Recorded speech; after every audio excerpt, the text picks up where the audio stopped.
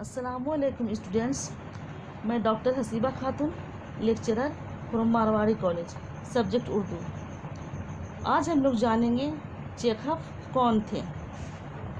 چیکھف کا پورا نام آنتوپاولوس چیکھف تھا۔ چیکھف شمالی کوہ قاف کی سرحدوں کے نزدیک روس کی ایک نوستہ گم نام بندرگاہ تگان روک میں پیدا ہوئے۔ ان کا تعلق جنوبی روس کے ایک تاتاری خاندان سے تھا۔ اسکول کی تعلیم پوری کرنے کے بعد 1879 میں چیکھف ماسکو چلے گئے۔ یہاں انہیں ایک میڈیکل کالج میں داخلہ مل گیا۔ خاندان کی مالی دشواریوں کو دور کرنے کے لیے چیکھف نے افسانہ نویسی کی مشق شروع کر دی اور افسانہ لکھنے لگے۔ شہر کے معمولی اخباروں اور رسالوں میں ان کے مزاحیہ افسانے شائع ہونے لگے۔ اس سے چیکھف کو کچھ بہت آمدنی ہونے لگی۔ اس لیے تعلیم مکمل کرنے کے بعد انہوں نے ڈاکٹر کے بجائے افسانہ نویسی کو ہی اپنا ذریعہ معاش بنا لیا۔ چیکھف کو معقول آمدنی ہونے لگی تھی، اس لیے تعلیم مکمل کرنے کے بعد انہوں نے ڈاکٹر کے بجائے افسانہ نویسی کو ہی اپنا ذریعہ معاش بنا لیا۔ 1886 میں ان کا تعارف ایک مشہور نقاد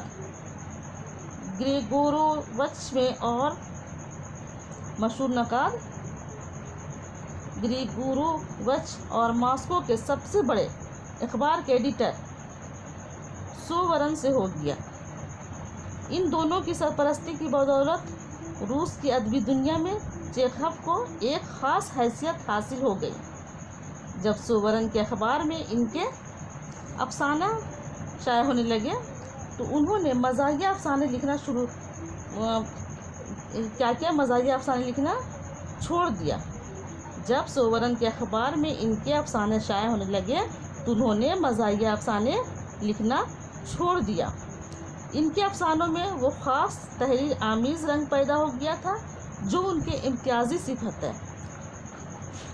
1890 میں مشرقی سائبیریا جا کر انہوں نے سزا یافتہ مجرموں کی حالت کا معائنہ کیا۔ 1891 میں انہوں نے بڑی جان فشانی کے ساتھ قحط زدہ لوگوں کی خدمت انجام دی۔ چیکھف کو جوانی میں ہی دق کی بیماری لاحق ہو گئی تھی۔ دھیرے دھیرے ان کا مرض زور پکڑتا گیا۔ آخر میں یہی بیماری ان کی موت کا باعث بنی۔ چیکھف افسانہ نویسی میں ایک نئے اور نرالے طرز کے موجد مانے جاتے ہیں۔ عام طور پر ان کا ملنا جلنا متوسط طبقے کے تعلیم یافتہ لوگوں سے تھا۔ ان کے افسانوں میں زیادہ تر انہی کی زندگی کے نقشے کھینچے گئے ہیں۔ کہانی کو معنی خیز بنانے کے لیے وہ غیر معمولی حادثوں کا سہارا نہیں ڈھونڈتے۔